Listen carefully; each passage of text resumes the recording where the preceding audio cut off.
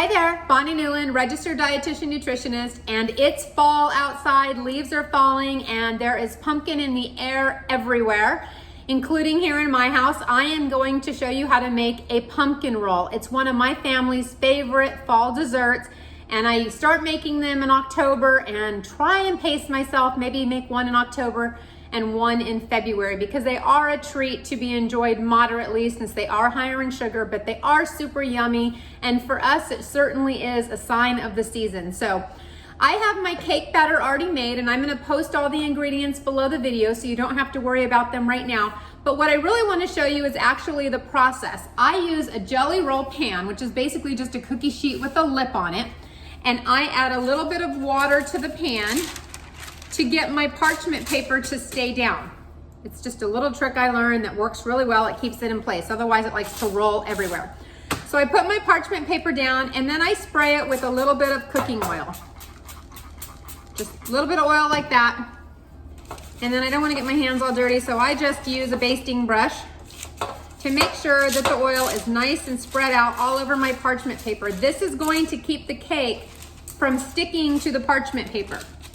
So you want to make sure that you get it on here nice and even. It doesn't have to be perfect. That's the great thing about cooking. Nothing has to be perfect. It just has to be yummy at the end, right? So that's on there nice and even. And now, like I said, I've already made my cake batter. Just give it one last stir. As you can see, it's nice and pumpkin-y. And so I'm gonna pour all of this cake batter on here. It's basically 2/3 cup pumpkin, a cup of flour, 3 eggs, cup of sugar, some baking powder. And I think that might be it. Oh, pumpkin pie spice. Duh, that's one of the most important ingredients. Forgetting the most important ingredient. And then you just want to spread out this cake batter. Make it like a square if you can, but it doesn't have to be perfect. You're going to roll it, and I usually cut the ends off for baker's testing once it's done anyway.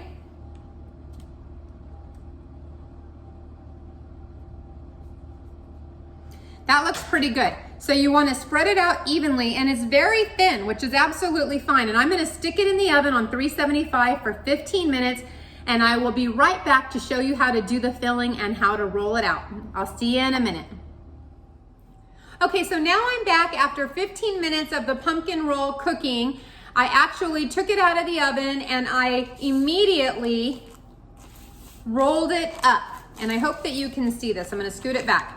I'm actually unrolling this because this one is chilled. But what I did is I took my parchment paper, and while it was still hot, I rolled it up until it was in a roll like this. And then I let it cool until it got just slightly above room temperature. It's just slightly warm to the touch here. I'm gonna unroll it because I've made the filling, and I'm going to show you how to spread that on.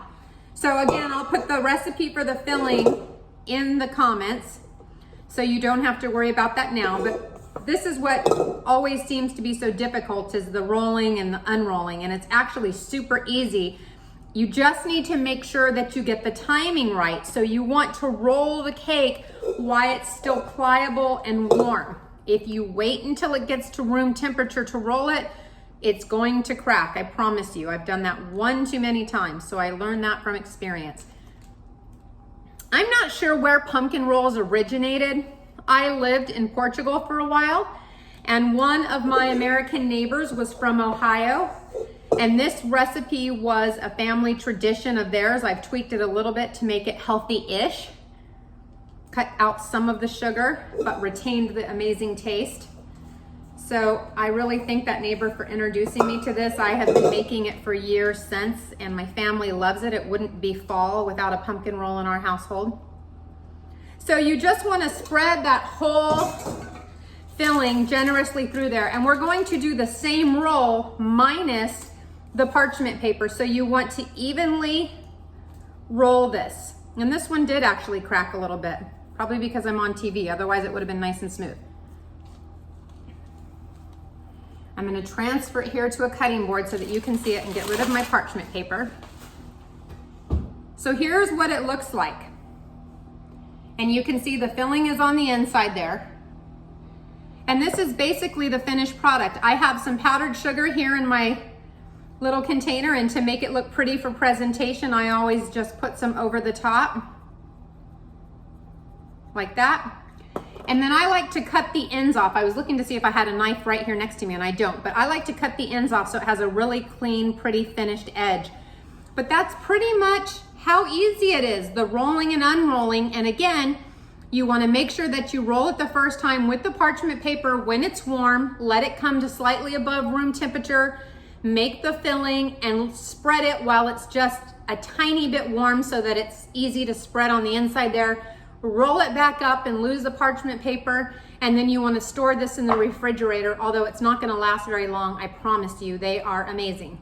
So I hope you enjoy it. I hope it is something that your family likes and you try, and good luck. Let me know what you think. Have a great day.